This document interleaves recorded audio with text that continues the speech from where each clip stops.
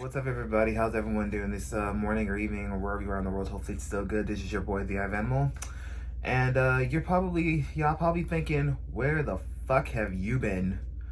Well, instead of just typing it down in the community tab, I thought I'd just make a video to tell you guys the full story of why I've been gone for so long. And for those who didn't read those community posts, I've been going through a lot of mental anguish.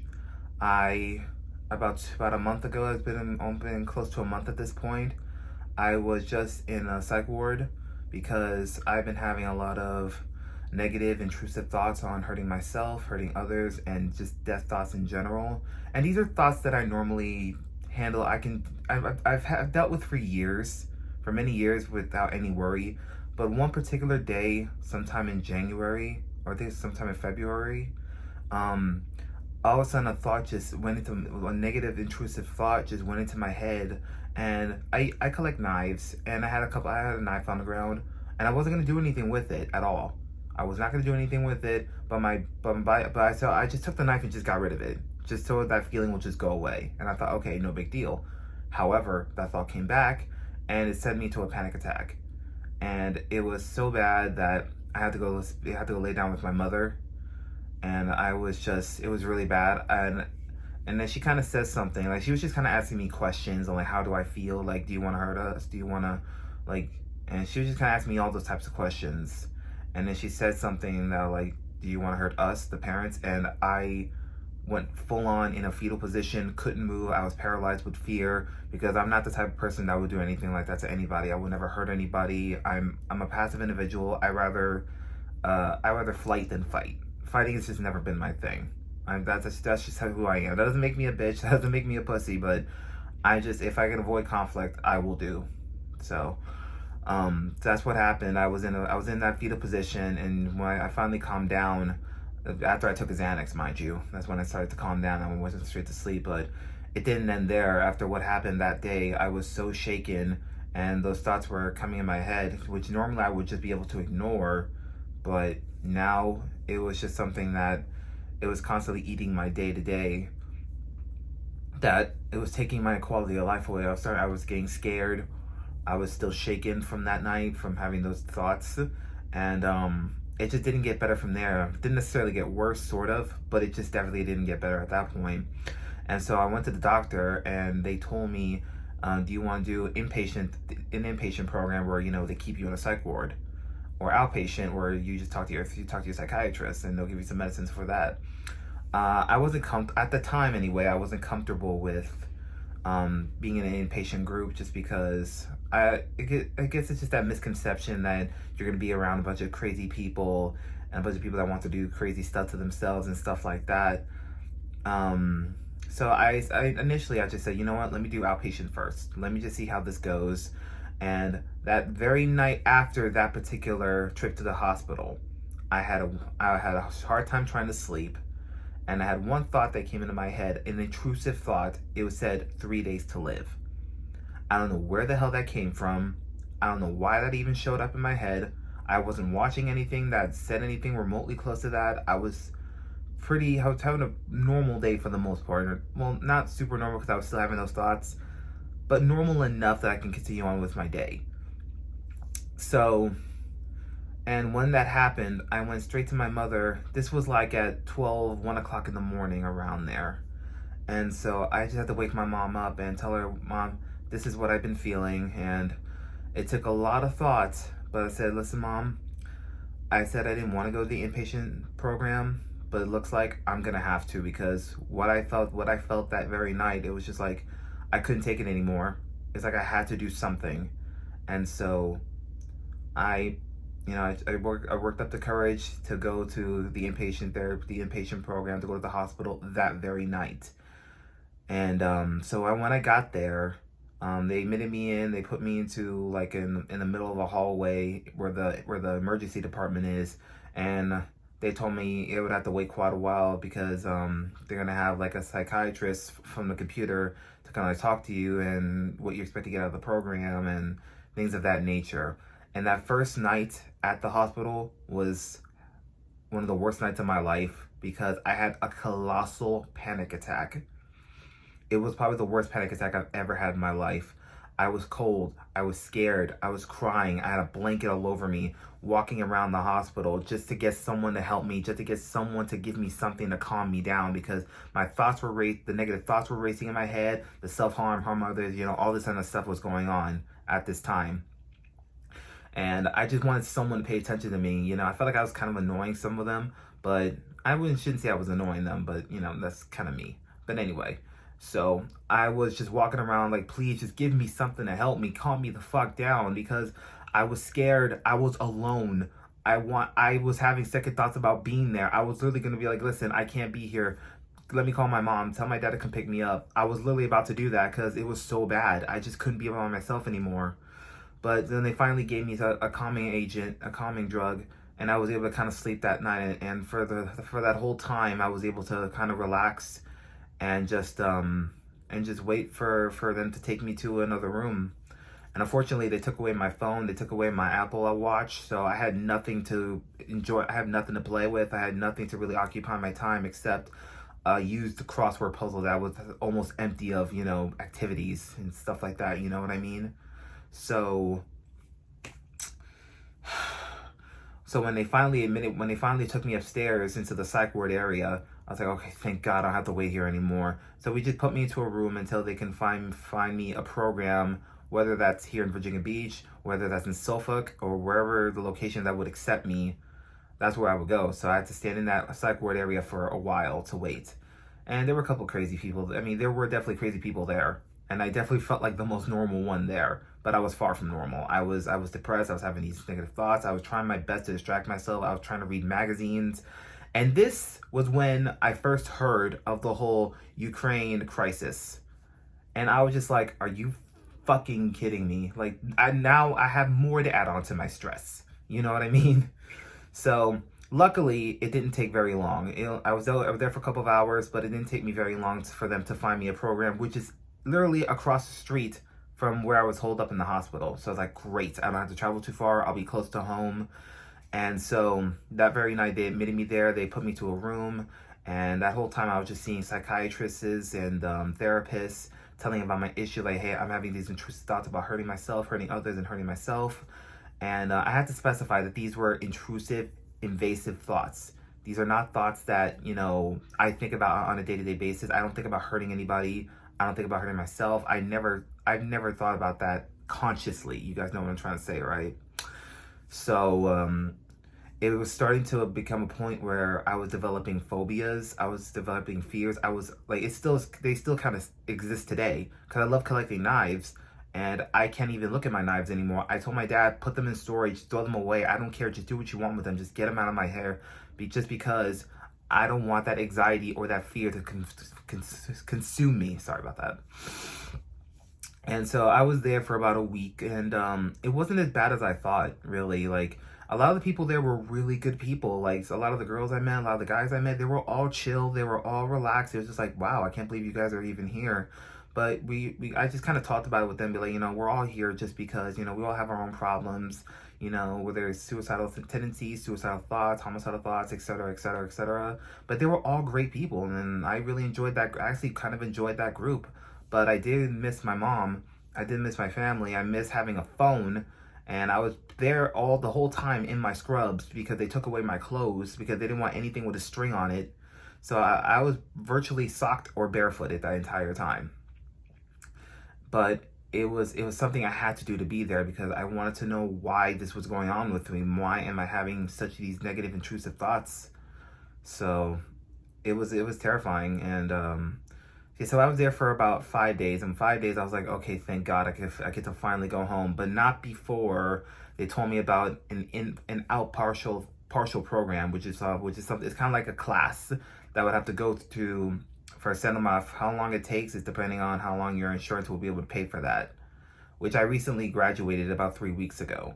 And that was a great program. I really love that partial program just because the people there, we had great camaraderie. I met a lot of great friends. I met a lot of great people there, friends that I still keep in contact with because they're just so good people. Like, they cared. Like, they really cared about my mental health and what I've been going through and everything. And but yeah, like when I finally got home from the inpatient group, I was just so elated to finally see my mom and my dad, and just back to, you know. But I wasn't, keep in mind, just because I was finally home, I wasn't necessarily feeling better. This was had a long way to go, and I still have a ways to go with my health right now. But it was so, even my mom said something that made me cry. It was like, "Don't leave me again," you know, because, you know, I'm the last born, I'm the youngest. You know, she don't want to see her baby, you know, being stuff like that again. But my mom's been in the hospital several times, and I can honestly say I now understand what she's been through. I now understand what it's like to not want to be there and to want to go home. I thoroughly understand why. And so I cried a little bit when I finally got home. And I was trying not to, because anytime I cried, anytime I felt any real sad emotion, um, the negative thoughts would run even harder. And they were gotten to a point where I was almost hearing voices in my own head about, you know, self-harm, hurt myself, and all this other stuff. And it just terrified me. So yeah, so that's pretty much what went on. And then the day after, that's when I started the partial program, where we just kind of talked about how this is how I've been feeling. This is what I'm going through. And the doctor did say something for a time, did kind of get me back into a state of normalcy. Well, she said, just do the opposite of your depression. You know, your depression wants me to sit down and sulk and do nothing.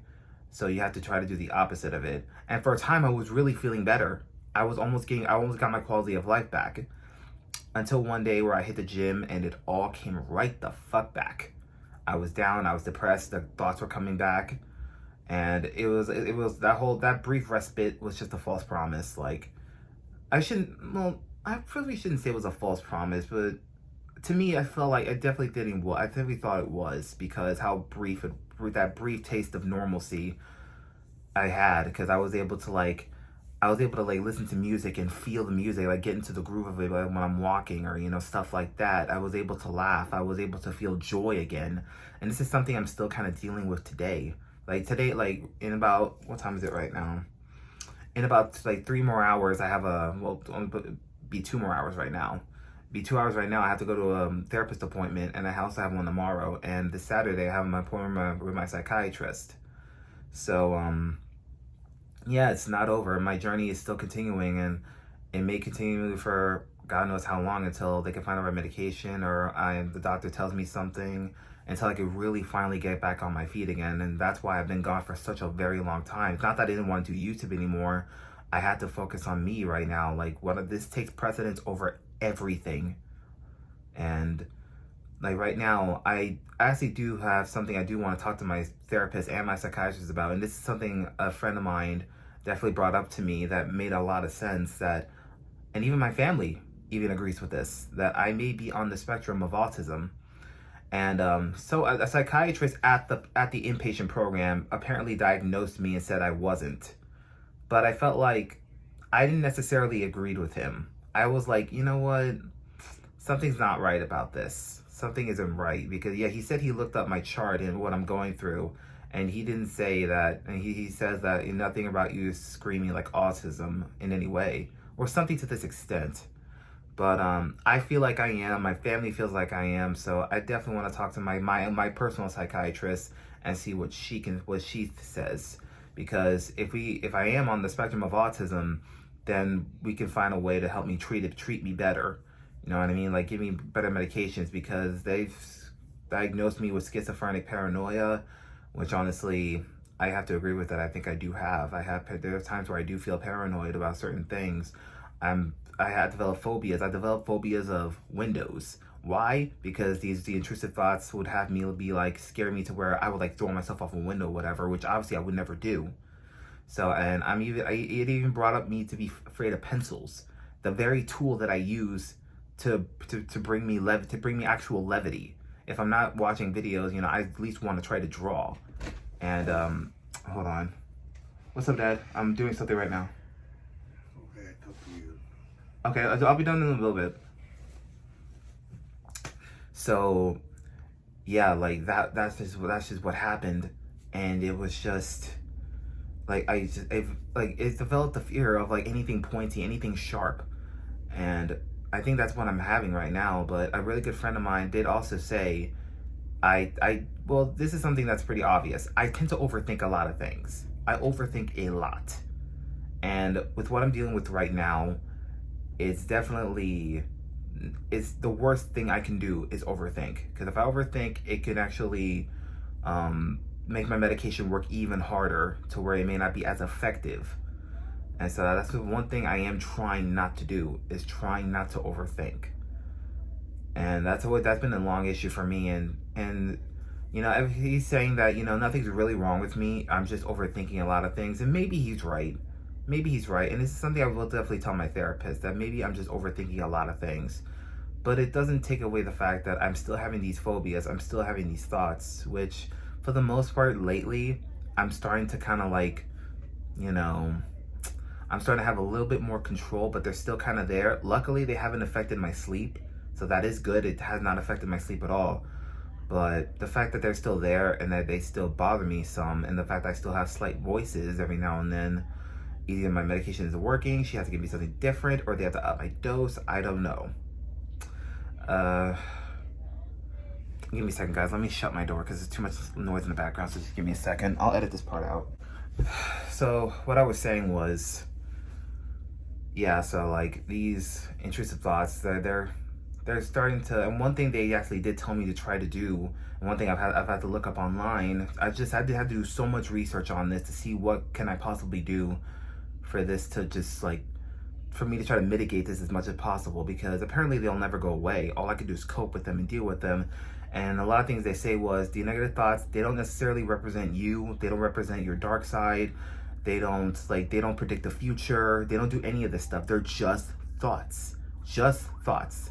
You're not going to act on them. And for the people who were to act on these thoughts are people who enjoy having these types of thoughts, who enjoy self-harm or harming others. And that's people people who feel no sense of shame, no sense of guilt, no sense of empathy, like just people without a conscience. They tend to be the ones who would act out on these thoughts. And that's not who I am. I have guilt. I have shame. I have a conscience. I could never act out on these thoughts. I could never do anything like that. And I've had to do a lot of different coping mechanisms. And apparently me overthinking, my friend told me, was a coping mechanism, but he said that's not a good one, because it's counterintuitive. It's counterproductive rather. And so I've had to do different types of coping mechanisms to where I had to use all my five senses. Like, I feel my chair, I feel my desk, I feel my bed, I can see myself through a phone, I can see my shark right here, I can see my paperweight crystal here. I have to use all my five senses to try to get me back into a reality. Like, that's in my head, it's an illusion. This is here, this is where I'm at. So that's what I've been doing to try to keep myself, grounded and stable. And also taking long deep breaths, hold it in for 4 seconds, hold the breath in for 7, and then let out at 8. That's what I've been doing. Excuse me. That's what I've been doing every single day to try to cope with, to try to keep myself as grounded as possible, as well as obviously taking my medications as well. So that's pretty much what I've been going through, what I'm still going through. And it's still going to be a while before I really post up a new YouTube video. I know I missed a lot of Brandon Roger content, and even Flying Kitty made a video fairly recently that I really wanted to react to. And another problem that I've been dealing with is just a severe lack of energy, because I've been so physically, mentally, and most importantly, emotionally exhausted that I just don't want to do anything. You know what I mean? It's like, I don't even want to play my video games. I play a couple matches of COD or Apex and I immediately want to turn it off.